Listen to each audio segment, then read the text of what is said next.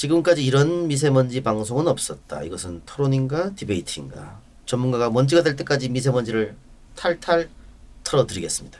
자, 오늘 저희 함께할 전문가 세 분, 한 분 한 분 소개되죠. 우선 인천연구원의 우리 조경두 박사님 모셨습니다. 네, 안녕하십니까. 조경두입니다.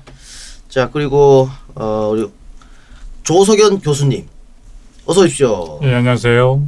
예, 또 예방과학교실의 이명욱 박사님 어서 오십시오. 네, 안녕하십니까. 예, 한 분 저를 도와서 같이 진행해줄, 제가 미세먼지에 대해서 아무것도 모르기 때문에 저와 함께 진행을 맡아주실 환경재단 미세먼지센터 국장 겸 변호사 지연영 변호사 왔습니다. 안녕하세요. 네, 안녕하세요. 예.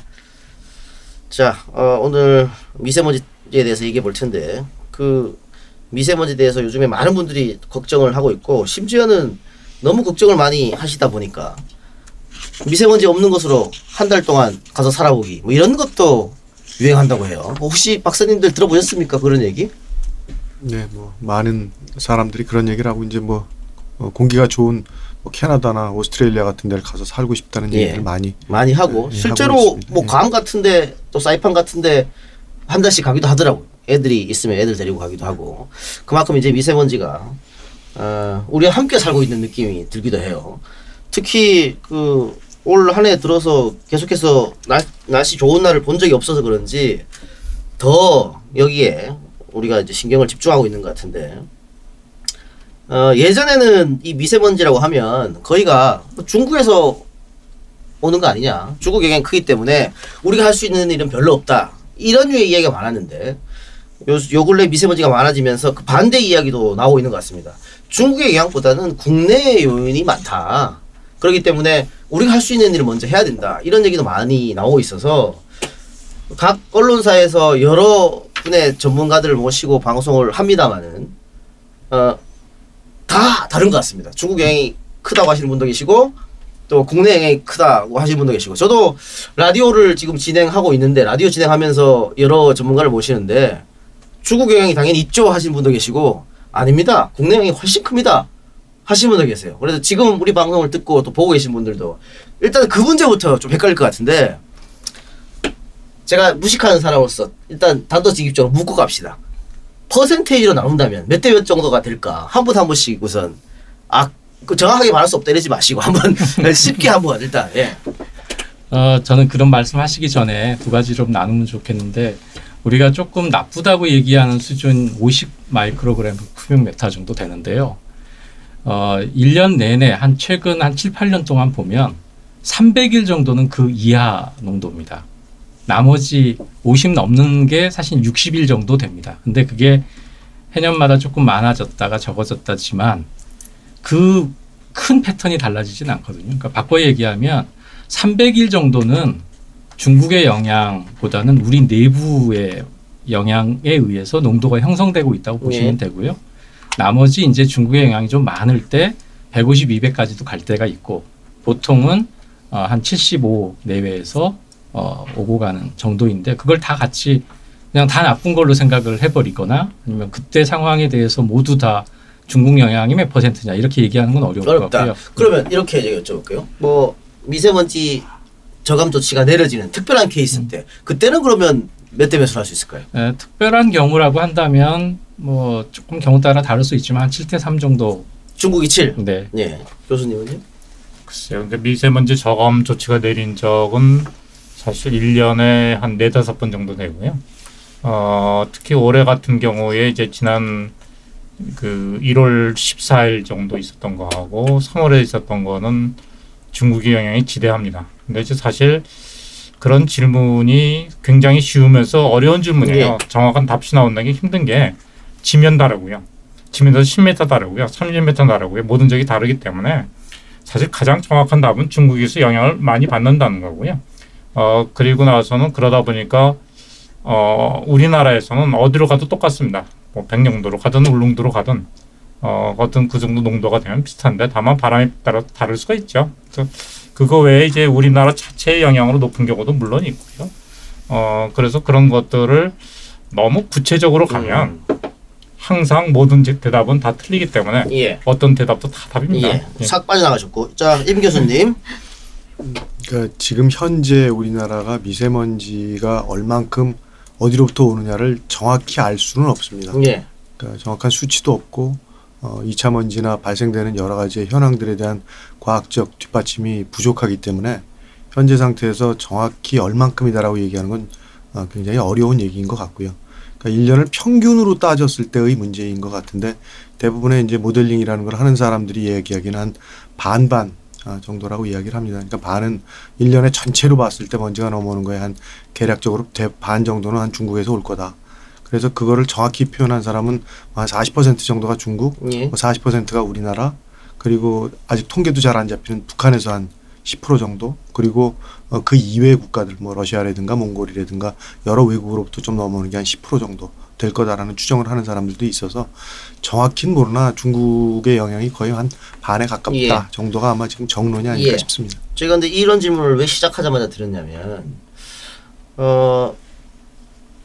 지난 정권까지만 해도 다 중국 영향이 큰 게 아니냐 이런 얘기가 많았다가 올해 갑자기 미세먼지가 많은 날이 오면서 그 정부 지지율도 떨어지고 대통령 지지율 떨어지다 보니까 그래서 그런지 몰라도 갑자기 중국보다는 우리 국내 요인이 많다라는 기사가 많이 등장했어요. 그리고 그런 전문가들도 TV에 많이 나오기 시작했고 그래서 이게 결국은 미세먼지도 프레임 싸움 결국은 어떤 정권이 잘 관리하느냐 이 싸움으로 가는 건 아닌가. 그러면 국민들은 또 빠지게 된다 이런 생각이 들어서 그 프레임으로 전환시키지 말자 이 문제에 대해서는. 그래서 제가 한번 어떤 요인이 크냐고 저도 질문을 드리면서도 정확한 답이 안 나올 걸 알고 드려봤습니다. 예. 이해해 주시고.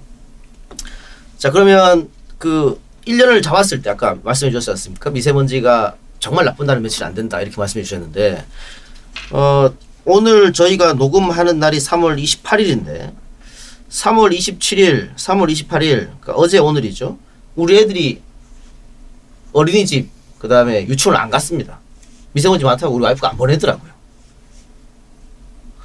그러면은 그런 기준은 어디다가 잡아야 될까요? 그러니까 야외 활동을 자제하라든가 혹은 아이들 보내는 거 좀 안 좋다든가 이것도 무슨 기준이 있을 거 아닙니까? 이제 그거는 기본적으로 이제 미세먼지가 일으키는 여러 가지의 폐해 중에서 건강 문제를 첫 번째로 따질 수밖에 없는 겁니다. 그러니까 여지껏 미세먼지가 위험하고 나쁘다라는 거에 대한 과학적 근거의 출발은 결국은 건강 피해가 출발점이 됐었고 아이들의 경우에 왜 그렇게까지 보호를 해야 되냐면 사실은 어린 나이일 때는 호흡량이 굉장히 큰 연령대입니다. 그러다 보니까 사실 성인에 비해서 많은 호흡을 하고 체중당 마시게 되는 공기량이 굉장히 커지기 때문에 먼지나 여러 가지 오염물질들이 섞여 있는 공기를 마시면 건강에 나타나는 증상이나 피해의 현상들이 성인들에 비해서 월등히 큰 연령대입니다. 그러다 보니까 결국은 우리가 좀 보호할 수 있는 여러 가지의 정책들이 필요한 것이라 결국 이제 건강 피해를 규명하는 가장 대표적인 자료로 역학자료라는 질병역학이라는 의미의 역학자료를 쓰는데 그 자료를 근거로 해서 연령대에 대한 대책들을 만들고 그래서 이제 교육부도 실질적으로 아이들을 보호할 수 있는 수준에 대한 것들을 어느 정도는 판단을 해서 현재는 뭐 어느 정도의 그 공기 상태에 대한 것들을 감안해서 아이들이 뭐 학교를 가거나 어린이집을 가지 않았으면 좋겠다라는 권고 사항들을 제안하고 있는 것이 바로 이런 건강을 근거로 한 거라고 보시면 될 것 같습니다. 그럼 뭐 이게 휴대폰에 있는 앱이라든가 혹은 컴퓨터로 그냥 검색해서 우리 보통 사람은 잘 모르니까 빨간 날 이렇게 붉은색으로 표시되면 안 보내고 이러거든요. 그러니까 정확한 이런 앱 같은 거 믿을 수 있나요? 그 국가 자료니까요. 현재는 이게 지금 현재 측정하고 있는 국가 자료들이 사실은 모수는 좀 많습니다. 정확히 말씀을 드리기도 곤란한 부분들도 있고 그러나 이제 어찌됐든 간에 정부에서 공식적으로 측정하는 방법으로 측정된 결과들을 국민들한테 알려주는 거기 때문에 1차적으로 개인들이 갖고 있는 뭐 센서나 이렇게 좀 가격이 저렴한 장치를 이용해서 얻은 값들보다는 좀 더 신뢰성이 있다라고 보시면 되는데 단지 이제 이런 경우가 있습니다. 그러니까 보통 측정을 하고 있는 곳이 우리 생활권하고는 좀 떨어져 있는 곳들입니다. 대부분 다 이제 약간은 건물의 옥상이라든가 좀 떨어진 위치에서 측정을 하다 보니까 실제 우리가 도로변이라든가 이렇게 가까운 거리에서 오염원으로부터 직접 받는 영향의 상태보다는 좀 더 낮게 측정이 되어진 결과들을 공급을 받는다라는 정도만 이해를 하시고 그러나 정부가 그래도 표준화된 방법으로 결과를 보여주고 국민들한테 알려주는 거기 때문에 어느 정도의 신뢰는 갖고 보셔도 괜찮을 그럼 거로 이제 생각합니다. 교수님한테 하나만 더 여쭙죠. 네. 역시 아이들 건강도 말씀해 주셨고 미세먼지 결국은 건강과 연결되는 거니까 요즘은 그래서 외출할 때는 마스크가 필수라고 해요. 근데 과연 마스크를 쓰면은 도움이 되느냐? 또 도움이 전혀 되지 않는다. 오히려 어린아이들 같은 경우에는 호흡이 중요한데 오히려 더 안 좋다 이런 이야기도 있던데 뭐가 맞는 겁니까? 이제 정확히 표현을 하면 대상자에 따라서 마스크를 써야 되는 시기나 사용하는 방법이 달라야 되는 겁니다. 누구나가 똑같이 모든 사람들이 마스크를 써야 되거나 마스크를 사용할 필요는 없는 겁니다. 그런데 마스크를 쓰는 것은 결국 지금 먼지를 마시는 것으로부터의 건강 피해하고 마스크 썼을 때 호흡에 영향을 주는 기도저항에 대한 부분들에 대한 손익을 같이 따져야 되는데 기도저항이 생기는 부분만 갖고 마스크를 썼을 때 문제가 생긴다라는 쪽으로 해석을 하는 것은 굉장히 좀 위험한 발상인 것 같고요. 따라서 먼지로부터 받는 폐해와 기도저항이 생기는 부분에 대한 손과 실에 대한 부분들을 동시에 따져야만 좀 더 정확한 판단이 되는 것이고 현재 그러한 마스크를 쓰지 말아야 된다라는 목소리를 내는 분들의 해석은 외국의 상황들을 자주 많이 적용을 합니다. 예를 들어 싱가포르 같은 경우가 150부터 마스크를 쓰도록 해놨는데 우리나라는 너무 낮은 농도에서 마스크를 쓴다라는 얘기를 합니다. 근데 예를 들어 싱가포르 같은 나라들은 보통 PM2.5 농도가 15를 넘지는 않습니다. 굉장히 낮은 농도를 항상 유지하고 있다 보니까 우리나라처럼 50이 넘는 정도의 상태가 거의 발생이 안 되는 상태입니다. 대신에 그 나라는 어떤 일이 생기냐면 주변 국가들에서 생긴 산불이라든가 화재와 같은 것들이 갑작스럽게 넘어오는 경우들이 있어서 그때가 바로 150이 넘는 상태들입니다. 그러니까 그런 재해와 가까운 것들이 있을 때부터 마스크를 쓰라라고 평소가 낮기 때문에 제한을 할 수 있는 거고 우리처럼 평소에 상태가 이미 어느 정도 농도 이상의 건강 영향이 나타날 정도의 수준을 유지하고 있는 나라에서는 불가피하게 마스크를 쓰라라는 거지 마스크를 쓰는 것이 결코 건강에 도움이 되거나 필요해서 꼭 쓰는 것은 절대 아니기 때문에 제일 조심해야 되는 것들은 저농도의 상태에서 굳이 마스크를 사용하지 마시라는 겁니다. 예, 알겠습니다. 추가적으로 말씀을 드리면은 한 50 최근 우리나라에서 했던 실험 결과를 봤을 때 초미세먼지가 50 마이크로그램 이상일 때에는 마스크를 쓰는 것이 훨씬 더 이익이 많고 그리고 취약계층인 어린이라던가 임산부라던가 노인층일수록 더 이제 고농도일 때는 마스크를 써야 된다라는 그런 실험 결과도 있었습니다. 예. 미세먼지가 많은 날은 우리 조경수 센터장님 당연히 초미세먼지도 많겠죠.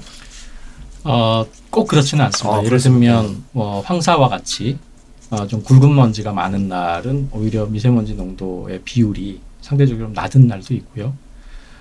저도 이제 제가 근무하는 곳이 인천의 송도인데 송도에 몇 년 전에 GCF 이사회를 한 적이 있습니다. 그러니까 3일 동안 대체로 시각적으로 볼 때는 거의 비슷했었어요. 그런데 데이터를 갖고 보면 첫날은 해무가 낀 날이었고요. 두 번째 날은 광학 스모그가 있었던 날이고 세 번째 날은 말 그대로 초미세먼지가 높았던 날입니다. 근데 어느 누구도 그거를 구분해서 얘기하지 않고 3일 내내 미세먼지가 높다 이렇게 얘기를 했었거든요. 그러니까 그만큼 미세먼지에 대해서 굉장히 민감하고 눈에 보이는 것에 대해서 과학적 진실하고 조금 달리 이해되는 경우들이 종종 있다는 점입니다. 예. 자, 그러면 근본적으로 궁금한 거 미세먼지가 발생하는 이유는 무엇이냐?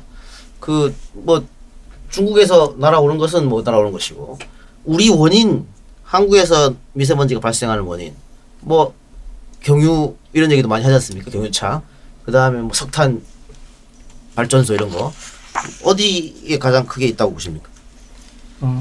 그걸 물질 따라 이렇게 딱 정하기는 굉장히 어려울 것 같습니다. 그러니까 정부에서 얘기할 때 전국적으로 보면 산업 부분에서 많이 발생을 하고 석탄 화력 발전이라든가 도시 차원에서 보면 경유차에서 많이 배출된다 이렇게 얘기를 하는데 그렇게 보는 관점도 있지만 물질마다 다릅니다. 그러니까 미세먼지가 직접 먼지 형태로 발생되는 것을 보면 실제로 미세먼지 비율이 굉장히 높지만 그 부분에 대해서는 불확실성이 굉장히 높은 상황인데 대체로 보면 제조업에서 미치는 영향이나 도로에서 미치는 영향, 그 다음에 경유 엔진 쪽에서 나오는 비율이 굉장히 높은 편이고요.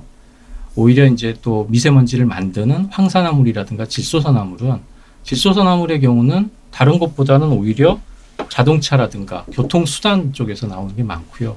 황산화물 같은 경우에는 석탄화력 발전소라든가 제조업, 생산 공정 이런 데서 나오는 비율이 굉장히 높습니다. 그러니까 이거를 전체적으로 통합해서 어디서 뭐가 많이 나온다 이렇게 얘기하는 것은 어렵지만 대체로 보면 짚어지는 것들이 화력발전소, 그다음에 제조 시설에서 그다음에 도로의 교통수단 아니면 도로로 다니지 않는 교통수단이라든가 건설기계 이런 경유 엔진들 이런 것들이 주로 원인이라고 보면 될 것 같은데요. 그게 우리나라 전체적으로 그런데 지역마다 이게 또 완전히 다릅니다. 어느 곳은 도로의 영향이 지배적인 곳이 있고 어느 곳은 산업시설의 영향이 지배적인 곳이 있고 뭐 충남 같은 곳은 석탄화력 발전소의 이 비율이 굉장히 지배적인 곳이 있고 그래서 그거를 하나의 답으로 얘기하는 것은 산수일 것 같고 그걸 조건마다 좀 구분해서 얘기하는 건 수학의 영역이 아닐까 싶습니다. 그러면 중국에서 넘어오는 미세먼지 같은 경우에는 뭐 외교적으로 풀 문제도 있고 우리가 할 수 있는 일이 잘 안 보이니까 그렇다 치고 우리가 할 수 있는 일 제가 기억으로는 미세먼지가 굉장히 높았던 날 한번 그 노후 화력 발전소를 가동을 중단한 적이 있었거든요. 근데 뭐 별 차이가 없더라고요. 그러면 미세먼지가 많은 날 노후 화력 발전소 중단하고 경유차 강제적으로 못하게 하고 이렇게 되면 공기가 좋아지느냐 이런 의문점이 있어요. 그 부분 잠깐 말씀드리면 네.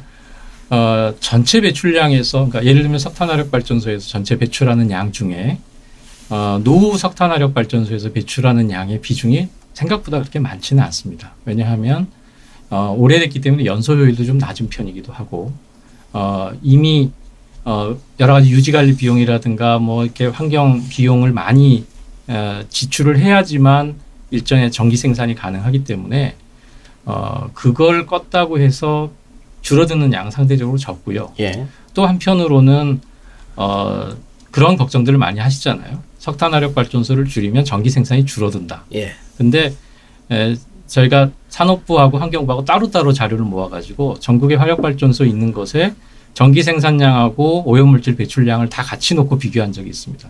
근데 똑같은 전기 생산을 하는데 따라서 전국에 있는 석탄화력 발전소에 실제 배출하는 양이나 아니면 그에 따른 유지관리 비용이나 이런 것들이 거의 뭐 5배에서 10배까지 차이 나는 경우들이 있거든요. 그러니까 바꿔 얘기하면 그 부분에서 전력 생산하는데 별로 효율적이지 않고 오염물질을 많이 내놓는 이런 것들을 선별적으로 줄여나가거나 아니면 가동 중지를 하거나 가동률을 낮게 하는 그런 접근 방식이 좋은 것 같고요. 그게 이제 노후 석탄화력 발전소를 끄게 하는 것보다는 최근에 도입한 화력발전 상한 제약이라고 하는 제도, 이제 그런 제도가 오히려 조금은 현실에 가까운 제도 접근이 아니었나 싶습니다. 예. 제가 학교 다닐 때 그냥 봄에는 늘 황사가 넘어와서 황사 이야기만 있었거든요. 그때는 뭐 미세먼지라는 단어를 제가 못 들어본 것 같은데. 그럼 요즘도 황사가 당연히 넘어올 거 아닙니까? 그럼 그 황사와 미세먼지가 같이 섞여서 넘어온다. 이렇게 봐도 되는 겁니까? 그 부분은 이제 황사라는 부분이 있고요. 이제 미세먼지라는 부분은 황사랑 상당히 겹치는 부분이고요. 아, 겹쳐서. 예, 네. 초미세먼지는 다른 부분입니다. 그래서 그거는 다른 부분인데 뭐 다행히도 황사는 지금 발생 빈도라든지 넘어오는 양은 많이 줄고 있어요. 그러니까는 이제 초미세먼지를 많이 생각하시면 되고요. 흔히 많이 제가 이렇게 이야기하면 많이들 좀 착각하시는 부분이 초미세먼지는 너무 작아서 초미세먼지는 눈에 안 보일 거다. 미세먼지는 크니까 눈에 보일 거다. 그래서 밖에 보이는 건 미세먼지인데 거꾸로입니다. 오히려 미세먼지 높아도 날씨가 맑고 잘 보이는 수가 있고요. 아, 그렇습니까? 네, 초미세먼지는 눈에 안 보이지만 그 자체가 산란을 시켜서 뿌옇게 보입니다. 그래서 사실 초미세먼지가 많으면 뿌옇은 초미세먼지가 아닐 거라 생각하는데 거꾸로고요. 그래서 그렇게 생각하시면 되고 이제 초미세먼지가 건강에 나빠서 그런 거고요. 그리고는 이제 많이 우리가 뭐 마스크든 뭐든 많이 생각하는 것이 과연 이것이 만성 독성이냐 급성 독성이냐 또 상당히 차이가 납니다. 예. 그러니까 지금 이제 측정을 하실 때 우리가 앱에 있는 것이 좋으냐 나쁘냐로 이야기하시잖아요. 예. 근데 우리나라의 측정망은 대개 만성 독성을 측정하도록 측정망이 구성되어 있습니다. 즉 다시 말해서 평균 대기질을 측정하는 거고요. 만약에 급성 독성이 중요하면 측정소 위치를 다 바꿔야 됩니다. 그런데 이제 아직까지도 이제 많은 나라에서 만성 독성을 주 타겟으로 잡다 보니까 그렇게 된 거고요. 우리나라도 만성 독성은 분명히 중요합니다. 근데 급성 독성이 얼마나 중요한지는 뭐 임 교수님이 말씀하시겠지만 그 조금 더 많은 조사를 좀 해봐야 됩니다. 예. 앱 얘기 아까 잠깐 또 나왔습니다만은 그 흔히 네티즌들이 많이 보는 게 그 미세먼지 관련된 그래픽이거든요. 예. 이동하는 거 이렇게. 예. 근데 또 어떤 전문가분은 우리가 거기에 다 속았다 이렇게 말씀도 하시던데. 속았는지 안 속았는지는 모르겠습니다만은 그거 자체는 모델. 그러니까 일부 언론에서 그게 측정치라고 생각하시는 분이 있는데 그거 자체는 모델입니다. 측정치는 아니고. 예. 측정치는 아닙니다. 모델치고 물론 이제 그 측정치를 이용해서 모델을 정확하게 하는 건 있지만 두 번째는 이제 그 어떤 해상도가 상당히 낮은 겁니다. 그리고는 모든 모델이라는 거는 지면에서의 농도가 아니고 지면에서 40에서 80m 위에서의 농도입니다. 예. 지면에서 농도를 모델로 나타나기는 거의 힘듭니다. 특별한 모델을 갖기 전에 지금 그 모델은 되게 압력마다 다르지만 지면에서 한 60m 정도 높이거든요. 그러니까는 그렇게 높은 데선 바람 풍속도 빠르고요. 좀 이동해 오는 게 확실히 잘 보입니다. 그래서 그걸 보면서 그 그래픽을 보면서 바람의 방향이 나오지 않습니까? 그러니까는 서풍이 불면은 우리가 굉장히 미세먼지가 안 좋고 그러니까 그건 중국의 영향이다. 그런데 동쪽에서 바람이 불러서 나가면 그 그래픽 보고 싹 빠져나가는 모습이 보이거든요. 그러니까 이거는 미세먼지는 거의 중국 원인이 아니냐 이렇게 또 주장한단 말이죠. 그러니까 지면에서 한 60m 정도 위면 떨어졌기 때문에 풍속이 상당히 빠릅니다. 예. 그리고 이제 지면에 의한 효과가 거의 적기 때문에 그렇게 보이는 거고요. 그리고 실제로 뭐 중국 영향이 큰 건 사실입니다. 예. 그러니까 그 그래픽을 꼭 맹신할 필요도 없습니다만 그거를 또 거부할 필요도 없다 이 말씀. 그렇죠. 예. 틀린 게 아니고요. 예. 그러니까 우리가 아직 과학으로 증명을 해서 표현하는 방법이 조금 부족하다라고 보셔야 합니다. 그러니까 지금 우리가 3G, 4G, 5G 이렇게 가면서 가상현실이라는 걸 보여주는데 똑같은 얘기입니다. 지금 현재 우리가 아직 과학적으로 다 보여지지 못한 걸 가상현실로 보여지는 거거든요.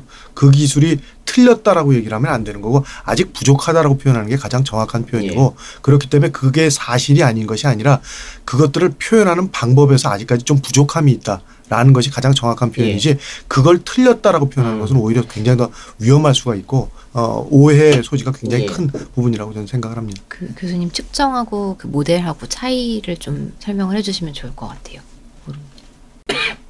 그러니까 이제 우리가 보통 측정을 한다고 많이 말을 하잖아요. 근데 이제 사실 영어로는 이제 모니터링입니다. 모니터링과 측정의 가장 큰 차이는 뭘까요? 측정은 여기 있는 분을 측정을 한다면 모든 사람의 몸무게를 재는 게 측정이고요. 아니면 이 중에서 한두 명 뽑아서 재는 게 모니터링입니다. 예. 그러니까 사실 측정이라는 것이 모니터링이라는 개념이에요. 그 자체도 일단 그 샘플링하는 과정에서 오차가 있고요. 이제 모델링에는 여러 가지 종류의 모델이 있는데 지금 많이 나오는 모델들은 되게 그 앱에서 나오는 그런 식의 모델입니다. 그다음에 해상도가 몇 메타냐 몇 메타의 차이가 있는데 불행히도 이제 그런 모델들은 지면 자체의 농도가 나오는 건 아닙니다. 지면에서 30-40m 위다 보니까 그런 것이 이제 그런 모델로 평가하면 중장거리 이동이 좀 크게 보이는 거지요. 그리고 워낙 그 모델이 개발될 때가 중장거리 이동을 평가하려고 개발한 모델들입니다. 또 도시 지역에서 만든 모델들은 별도로 있는데 그거는 지금 우리나라에서 많이 사용되지는 않고 있습니다. 예. 뭐 어떻게 바람이 정말 영향을 좀 미치기는 하는 겁니까? 그래도 확실히? 이제 미세먼지는 그 사람이 갖고 있는 오염물질 중에서 가장 한번 공기 중에 나오면 제거가 안 되는 물질입니다. 그 양은 굉장히 적어요. 그 양은 실제로 다른 대기오염물질보다 무게로 따지면 뭐 5분의 10분의 1밖에 안 되는데 한 번 나오면 사실 뭐 비가 와도 그렇게 쉽게 제거는 안 되고요. 초미세먼지는요. 비가 와도 제거가 안 됩니까? 예, 그러니까 제거가 아주 안 되는 건 아닌데 쉽게는 안 됩니다. 그러니까 우리가 보통 이야기할 때 초미세먼지가 중국에서 한국으로 오는 것도 있고요. 한국에서 중국으로 가는 것도 있습니다. 어떻게 가나요? 한 바퀴 삥 돌아서요, 지구를요. 그러니까 우리가 초미세먼지 같은 경우는 보통 이야기할 때 사람들이 내과에서 그 빨래 같은 걸 하면 빨래가 아래로 내려가잖아요. 예. 그것이 일반 대기 오염물질은 그렇고요. 초미세먼지는 일부 마치 그 호수에서 뭐 그 빨래하는 겁니다. 빨래하면 조금 있다 호수물이 껴서 다시 나한테 오잖아요. 그래서 초미세먼지는 지금 봤을 때 한 5%에서 10%는 한 바퀴 돈다고 봅니다.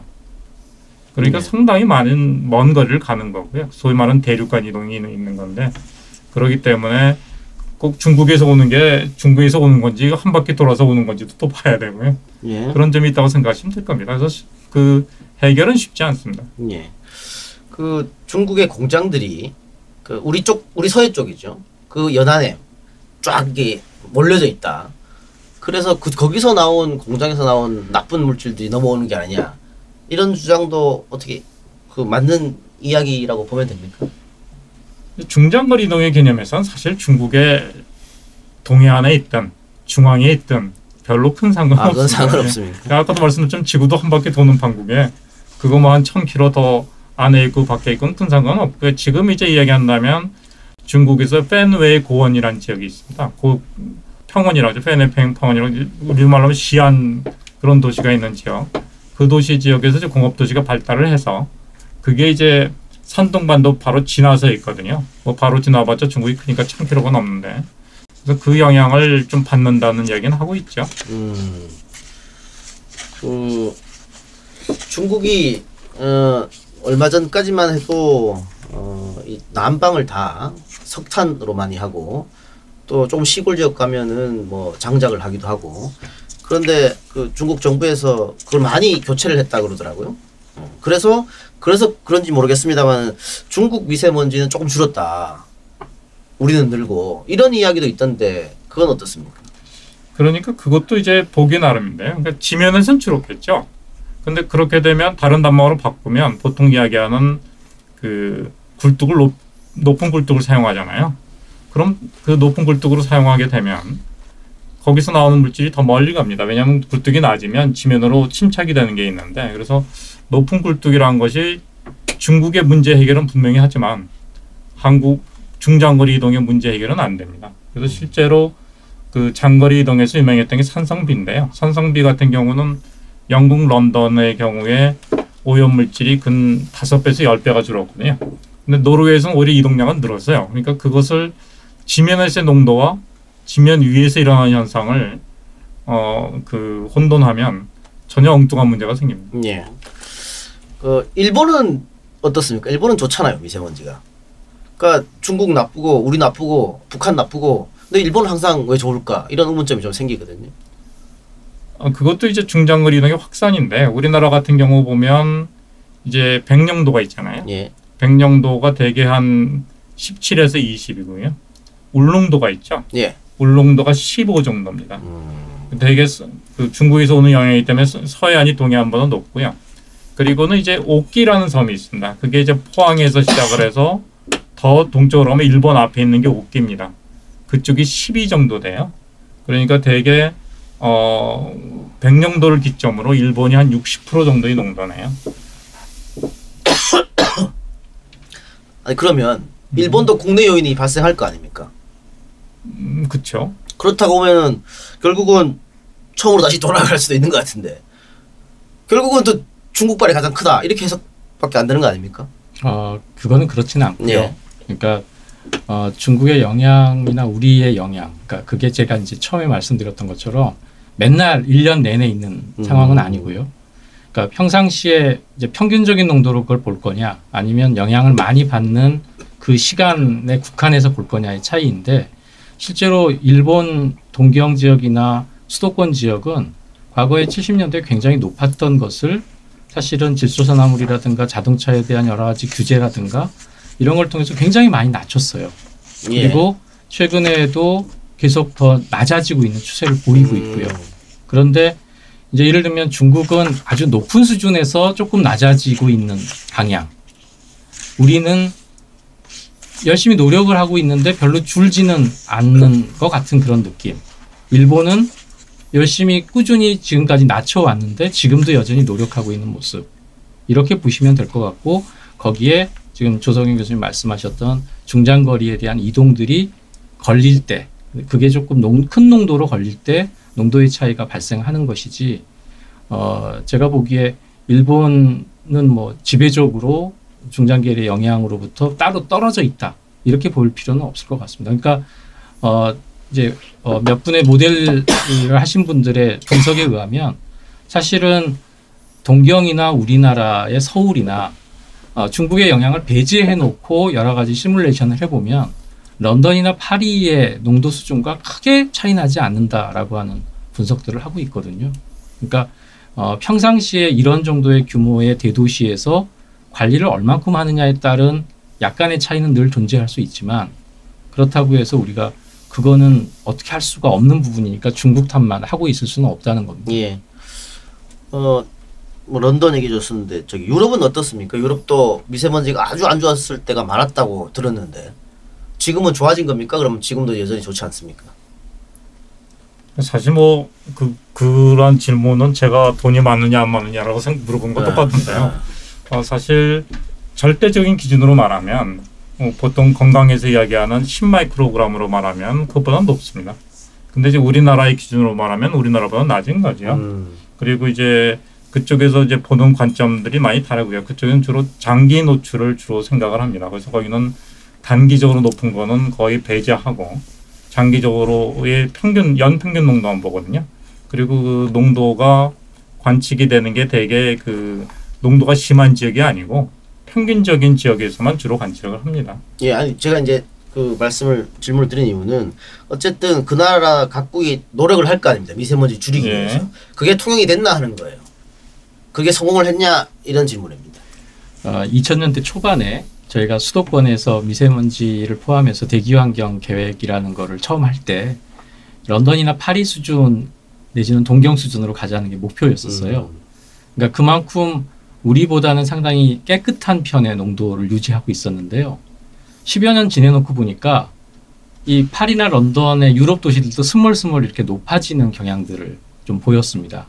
그래서 동경은 오히려 좀 그때보다 좀 낮아졌는데 파리나 런던은 좀 높아지는 상황이었고 또 실제로 몇 해 전에 파리나 런던 이쪽 이태리 쪽에서 그 여러 가지 이제 우리처럼 뭐 외부로부터의 서풍에 의해서 아주 큰 배출원의 영향을 받고 있지는 않지만 기상적인 요인에 의해서 내부에서 발생되는 오염물질들이 바깥으로 못 빠져나가고 정체돼서 고농도가 됐던 이제 그런 시기들이 좀 있었습니다. 그러니까 그래 봐야 실제로 뭐 한 7, 80 정도의 수준이었는데 이제 그것들 때문에 프랑스 뭐 예를 들면 파리 시정부가 됐든 국가가 됐든 그 부분에 대해서 굉장히 위기감을 느끼고 새로운 정책들을 내놓기 시작합니다. 그래서 그 이후에 이제 높아졌던 경향이 조금 꺾이고 지금은 오히려 우리나라의 대기 정책을 볼 때도 미세먼지 정책을 볼 때도 유럽의 상황들을 또 도입하고 있는 정책들을 벤치마킹하고 있는 것이 사실입니다. 예. 그러면은 우리가 그 유럽에 했었던 여러 가지 정책들을 벤치마킹해서 갖고 와서 실행했다. 그런데 어떻습니까? 유럽은 우리처럼 외부에서 들어오는 원인이 좀 있나요? 그러니까 그대로 들고 와서 한다고 해서 똑같이 공기질이 좋아지지 않을 것 같아서. 그러니까 제가 아까 전제했던 것처럼 실제로 우리가 아주 고농도로 외부의 영향을 받는 시기는 대체로 맥시멈 한 60일 정도 됩니다. 1년에. 그러니까 300일 정도는 조금씩의 영향을 받지만 여전히 우리 뭐 어플을 보셨다고 얘기했지만 어플상에서 좋음과 보통 수준의 농도를 300일 정도는 나타내는 거고요. 나머지 60일이 이제 좀 빨간색 계열의 농도가 되는 것이거든요. 예. 그러니까 그때도 사실은 뭐 지난 3월 초에도 뭐 150, 200 가는 농도 상황에서도 저희가 인천의 각 측정소별로 농도 나오는 걸 보면 그 사이에서도 70, 80씩 막 차이가 납니다. 그러니까 바꿔 얘기하면 지역 안에서의 오염물질의 배출이나 이동되거나 흐트러지는 그 특성에 의해서 내부에서 충분히 그 부분들에 대한 농도의 차이가 존재하고 있고 그거는 상당 부분 우리 지역 내부에서 조정하거나 관리하는데 조금 꼼꼼한 그 지혜를 모으면 가능한 모습인 것 같고요. 또 한편으로는 인천에 이제 산업시설들이 많다 보니까 예전에 하천에 홍수 많이 났을 때 슬쩍슬쩍 버리는 거 많다고 얘기했지 않습니까? 예. 그런 모습들이 많이 목격이 됐습니다. 그러니까 오히려 농도가 막 높으니까 우리 쪽에서 조금 관리 안 하고 좀 버려도 표시도 안 나겠다. 그러니까 저는 그런 부분들이 좀 아주 적극적이고 실시간 모니터링 그 어떤 감시 모니터링 시스템들이 좀 갖춰져 있어서 높았을 때 그런 좀 불량한 생각으로 예. 이렇게 버려지는 것들을 감시할 수 있는 정책 기반이 예. 만들어지는 게 매우 중요할 것 같습니다. 그 미세먼지를 줄이는 뭐 대책, 개인 대책, 정부 대책은 뒤쪽에 가서 마지막 파트에 좀 알아보기로 하고요. 잠깐 개인적으로 궁금한 거. 아까 미세먼지 알았을 때 비가 오면 도움이 되지만 크게 뭐 다 씻겨 내려가지 않는다 이런 말씀해 주셨잖아요. 초미세먼지 같은 경우는 예. 그렇습니다. 예. 근데 우리 학교 다닐 때 그 산성비라는 말이 엄청 유행했습니다. 비 올 때 맞으면 머리 빠진다 그러고 그럼 일부러 안 맞고 다니고 그랬는데 미세먼지가 심한 날 비가 왔다. 그 비는 뭐 맞아도 전혀 문제가 없는 겁니까? 아니면 그냥 궁금해서 여쭤보는 거예요. 예. 어떻습니까?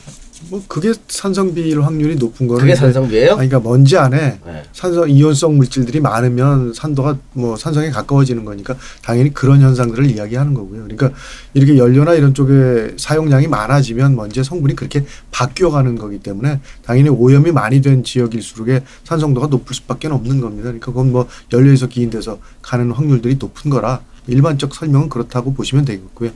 그럼에도 불구하고 실제 먼지들은 사실은 이제 무거워지면 대부분 다 땅으로 이동을 하는 건 사실입니다. 그러니까 뭐 인공강우나 이런 거 실험을 해놓은 걸 보면 보통 한 10mm 정도의 강우 크기면 일단 먼지랑 결합할 수 있는 확률이 높다라고 얘기를 하거든요. 그러니까 강우가 크고 많아지면 대부분의 공기들은 다 정화가 될 수밖에 없는 겁니다. 그러니까 이제 기본적인 무게가 어느 정도 무거워지면 대부분 다 예. 토양으로 이동을 했다 다시 뭐 이제 재부유하는 그런 현상들을 일으키긴 하니까 뭐 어쨌거나 도움이 안 되지는 않은 겁니다. 예. 그 대책은 뒤에 가서 이야기하자 했는데 인공강우 얘기가 마침 나왔으니까 인공강우가 실질적으로 전혀 효율성이 전혀 없다. 왜 하는지 모르겠다라고 주장하는 분도 계시거든요.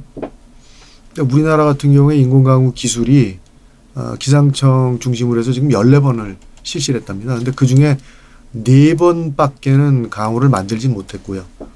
그러다 보니까 결국은 거의 뭐 제일 많이 크게 만들어진 게 0.88mm인가 뭐 그런 정도랍니다. 그러니까 예. 거의 수분을 만들지 못했고 그 만들기 위한 핵이 결국 요도와 은이라는 화학 물질을 뿌려서 은결 핵으로 써서 거기에 달라붙이는 기술이다 보니까 만약 실패를 했다면 화학 물질을 공기 중에다 굉장히 많이 뿌려놓는 결과밖에 안 되는 겁니다. 그러다 보니까 결국 인공강우를 만드는 효율은 상대적으로 떨어졌는데 그걸 만들기 위한 원인을 제공해줘서 화학물질을 많이 사용을 한 것밖에는 효과가 없어지다 보니까 결과적으로는 부정적인 부분에 네. 영향들이 더 크다라고 네. 현재는 봐야 되는 거고요.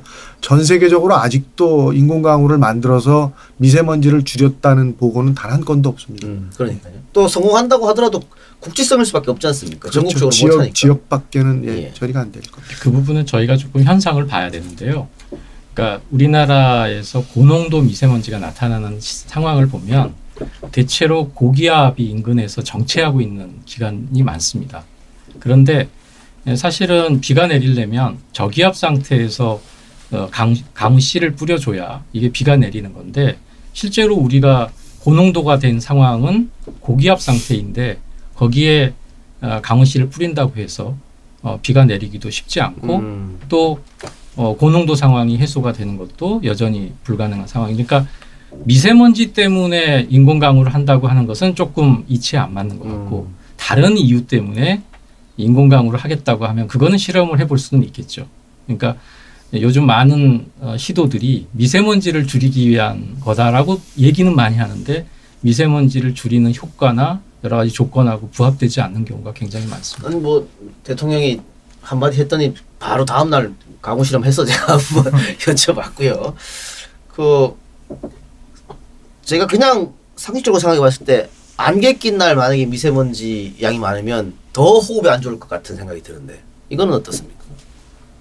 뭐 그건 당연한 얘기고요. 그러니까 보통 우리가 얘기하는 스모그라는 거, 그러니까 스모크 플러스 포그로 보통 설명을 하는데 런던 스모그나 LA 스모그라는 것 자체가 이런 스모그 에다가 포그가 섞여 있었다라는 겁니다. 그러니까 수분이 있기 때문에 결국 결합이 이루어지면서 물질이 뭐 산성화되거나 여러 가지 더 독성이 조금씩 강해지는 특성도 있고 멀리까지 이동을 못하는 겁니다. 무거워지고 그것들하고 수분하고 결합이 이루어지는 바람에 그러다 보니까 우리가 호흡할 수 있는 영역에 오랫동안 머물러 있는 가능성들이 크고 아까 말씀드렸던 그 것들이 대부분 다 산성을 띠다 보니까 뭐 기관지나 점막 자극의 기본적인 작용을 먼저 하게 되고 그러다 보니까 결국 피해가 커지는 것들입니다. 그래서 대부분 습도가 높을 때 발생된 오염물질들은 멀리까지 도망을 못 간다라는 것이 그냥 일반적 상식이라고 이해를 하시면 될 것 같습니다.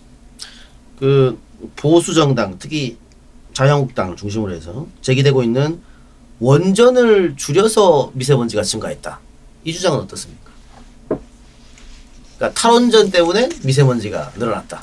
이제 아까 질문에도 그런 말씀을 제가 얼핏 그 대답을 할까 하는 생각이 있었는데 사실 이제 미세먼지나 거의 모든 거는 이제 대기 오염물질이거든요. 근데 대기 오염물질은 어떤 원재론, 뭐 석탄 화력은 무조건 안 된다, 디젤은 안 된다는 원재론의 해결보다는 그런 것이 있으면 거기에다가 환경 기술을 집어넣으면 그 농도를 낮출 수가 있고 산업 구조를 크게 안 바꾸고도 미세먼지를 줄일 수 있다는 게 일반적인 기본적인 겁니다. 근데 다만 이제 다른 오염물질, 이산화탄소 같은 건 산업 구조를 바꿔야 되겠지만 일반적인 대기 오염물질은 산업 구조를 안 바꿔도 됩니다. 그러니까 원전 폐기나 뭐 그런 것들이 되면 또 다른 화력이라든지 뭐 다른 또 발전소가 생기겠지만 아직은 이제 원전을 줄임으로써 다른 발전이 더 많아지지는 않았고요.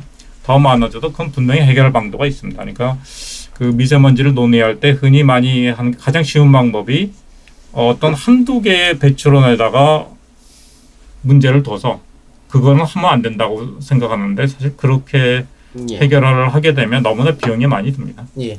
그러니까 지금 질문하셨던 내용과 관련된 우려는 어떤 거냐면 어쨌든 전기 생산을 원전과 석탄 화력에 의존하고 있는데 원전을 줄여나가겠다라고 하면 결국은 그 부담이 석탄 화력 발전으로 가지 않겠나. 예. 그리고 석탄 화력 발전이 많이 돌아가면 미세먼지가 많이 발생되지 않겠냐라고 하는 우려거든요. 근데 아까 제가 설명드렸던 것처럼 똑같은 전기를 생산하더라도 오염물질의 양은 완전히 달라질 수가 있습니다.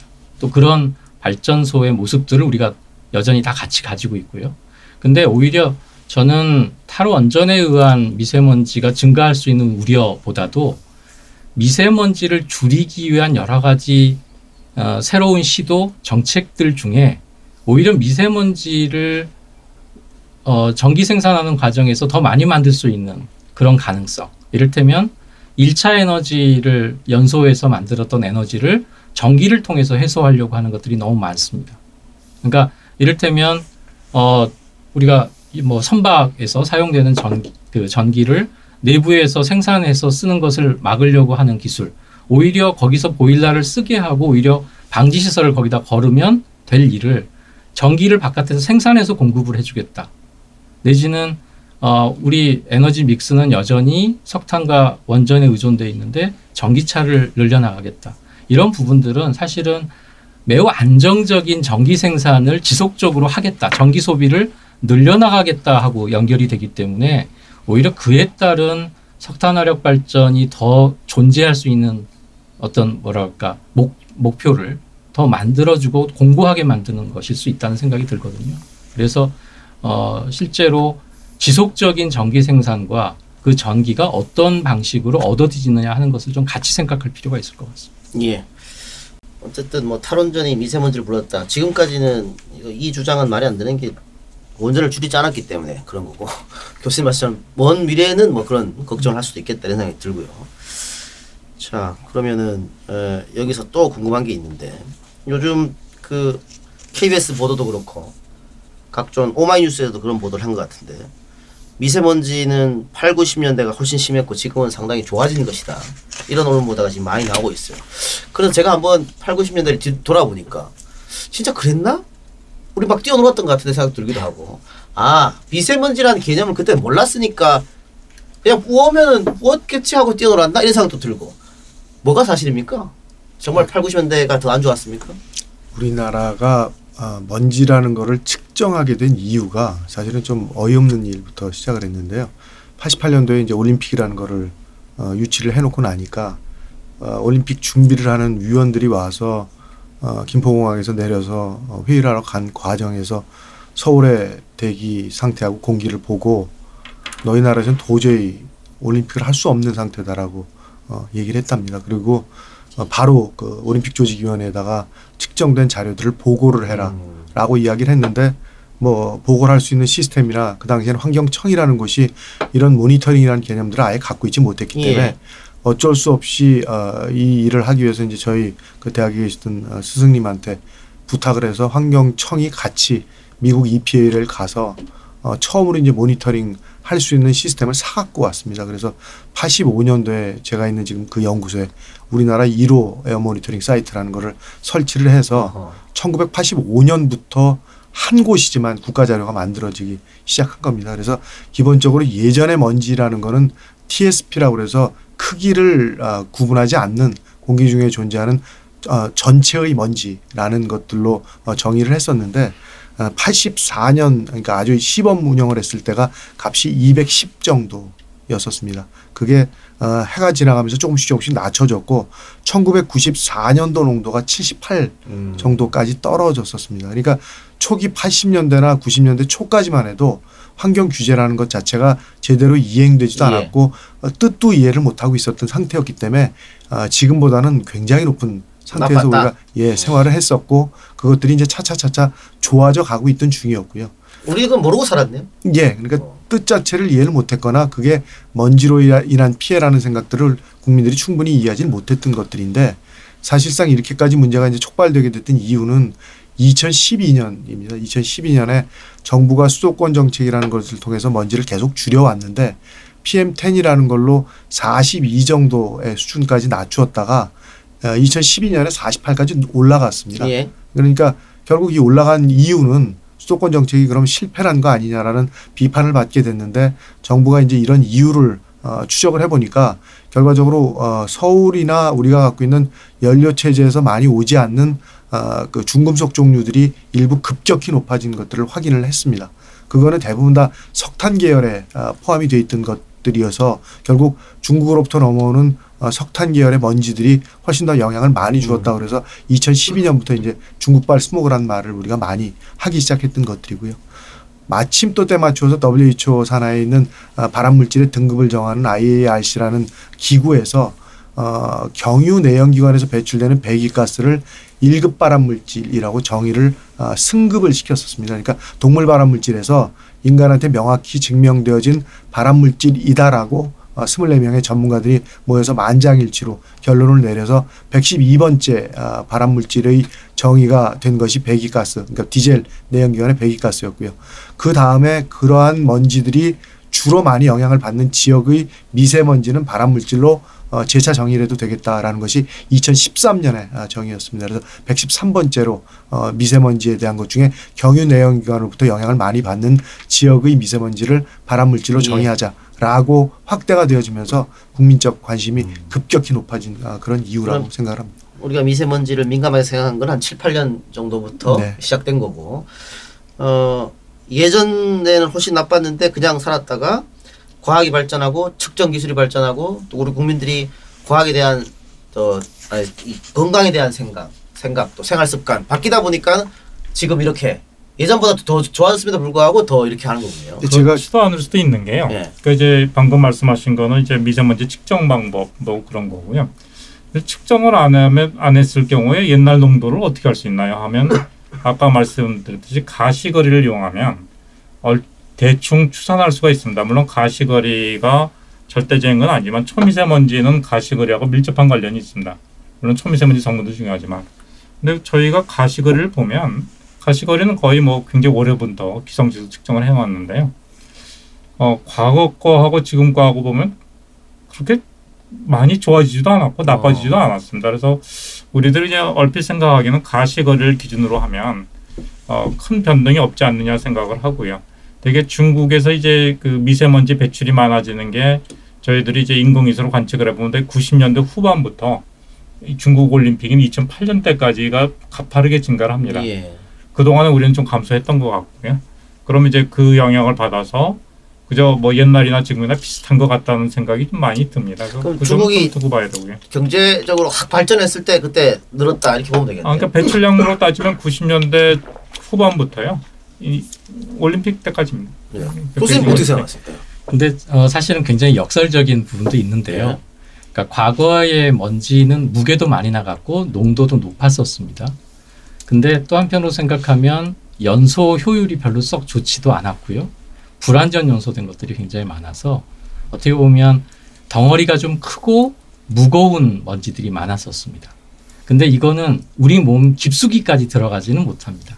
그런데 과학기술에 의해서 여러 가지 방지시설, 그러니까 농도를 낮추고 무게를 줄이는 그런 정책들, 예를 들면 디젤차 같은 거 우리 예전에 시커먼 거만 예. 내보내고 다녔지만 예를 들면 뭐 커먼 레일 방식의 엔진이 바뀌었다든가 이런 것들을 통해서 연소 효율도 높아지고 그러면서 배출되는 알갱이는 점점 작아지고, 그러니까 농도는 작아졌는데 알갱이의 사이즈는 예전에는 컸던 것이 상대적으로 작아지는 것에 전체 먼지에서 차지하는 비율이 높아지게 된 거죠. 그러니까 예전에는 그냥 호흡기 정도에서 문제가 됐을 수 있었던 먼지 피해가 요즘은 몸속 깊이 들어가는 혈관 속까지 또 뇌까지 신경계까지 영향을 미칠 수 있는, 그러니까 유해도의 측면에서 보면 위험성의 범위를 훨씬 더 확대시켜 놓은 측면도 있다. 이렇게 보셔야 될 것 같습니다. 지 변호사님, 세 분 전문가님이 이 의견에서 좀 다 다른 거 아닙니까? 초미세먼지 같이 이야기하는 것 같아요. 초미세먼지는. 아니 근데 그러니까 임 교수님은 네. 그 훨씬 좋아졌다 과거보다. 근데 네. 지금 조 교수님은 가시거리만 따지면 뭐 그렇게 좋아졌다고 할 수 없다. 먼지 크기마다 네. 크기마다 해석이 다 다른 거예요. 그러니까 큰 네. 크기로 하면은 임 교수님 동의하고요. 저는 이제 초미세먼지 초점을 맞춘 거고 지금 이제 조 박사님도 초미세먼지에 초점을 맞춘 거니까 똑같은 말입니다. 그러니까 요걸 좀 설명을 드릴게요. 제가 뭐 과거 자료도 좀 찾아보면 88년도 당시만 해도 언론에서 미세먼지 문제라고 얘기를 안 했는데 예. 하늘이 잿빛 하늘에 숨이 막힌다. 아 그렇게 썼어요. 서울 남산이 잘 안 보인다. 안일한 행정에 서울 하늘이 질식되고 있다. 이런 하이라이트들이 굉장히 많이 보도가 됐었습니다. 근데 우리가 잊고 사는 것들이고요. 당시 1988년도 환경청에서 했던 조치는 차량 이부제는 당연했고요. 공장이나 비산먼지를 배출할 수 있는 모든 공사 업체들을 다 중단을 시켰고, 쉽게는 목욕탕까지 전체를 다 가동을 중단을 시키고 올림픽에 임했었고요.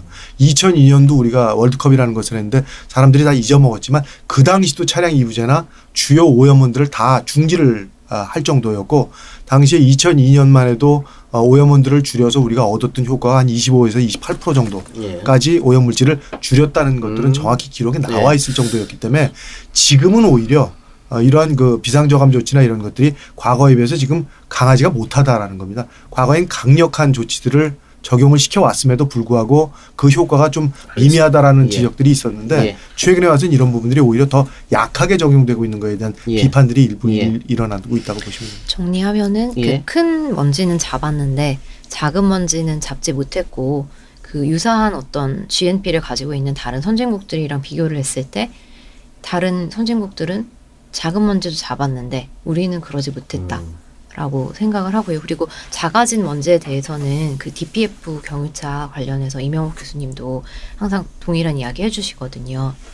사실은 이제 뭐가 문제점이냐면 먼지는 큰 거를 줄이면 지금 우리나라의 정책은 무게 정책이라는 겁니다. 그러니까 보통 우리가 먼지를 다 얘기하는 150이다, 50이다 이게 전부 다 무게입니다. 그러니까 1m 안에 들어가 있는 먼지를 무게로 쟀을 때 크기가 크면 먼지의 무게가 많다라는 얘기고, 무게가 크기 숫자가 적어지는 건 무게가 적다라는 얘기인데, 불행하게도 우리가 먼지 덩어리가 크면 무게가 많이 나갑니다. 근데 작아지면 먼지는 무게에 거의 영향을 주질 않습니다. 그래서 먼지가 지금 현재는 큰 먼지가 아니라 작은 먼지로 깨져서 나오는 형태이다 보니까 먼지는 실질적으로 개수가 늘어나고 있다라는 얘기입니다. 그러면 결국 그러한 가장 대표적인 예가 우리가 경유 자동차의 그 매연에 대한 기준인데, 유럽의 쪽 기준들을 우리가 경유 자동차는 쫓아가고 있는데 거기는 무게 기준을 쓰는 것이 아니고요. 유로 6라고 그러는 거의 기준은 1.6 곱하기 10의 12승계라는 숫자를 씁니다. 그러니까 먼지를 개수로 이미 유럽 쪽에서는 통제를 하기 시작한 그런 근거들이고, 따라서 실제로 개수가 늘어나면 우리 몸에 들어와서의 피해는 아까도 설명을 드린 것처럼 큰 크기의 것들은 우리 몸의 깊은 부분까지 들어갈 확률이 낮은 반면에 작아질수록의 폐포까지의 도달률이 높다라는 거고요. 그래서 대부분 한 0.01에서 0.1 사이의 먼지들이 우리 폐포 도달률이 제일 높은 크기인데다가 이런 것들이 들어오게 되면 하나하나를 없애기 위해서 결국 대식세포라는 놈이 다 작동을 해야 하고 그렇게 없애다 보면 결국 이제 염증 지수부터 굉장한 여러 가지 건강 피해가 생기는데 개수가 지금은 오히려 늘어날 확률이 있다라는 겁니다. 근데 정부는 무게중심 정책으로만 가 있기 때문에 이러한 개수에 대한 평가나 해석이 지금 전혀 이루어지지 않고 있어서 정확한 건강 피해를 판단하는 데는 좀 한계가 있다라고 보여집니다. 그 예전에 88 올림픽 때 그 차량 이부제한 그 제 기억으로는 교통 혼잡 때문에 한 줄 알았더니 아니군요. 아닙니다. 공기 때문이군요. 오염물질 때문에 한 겁니다.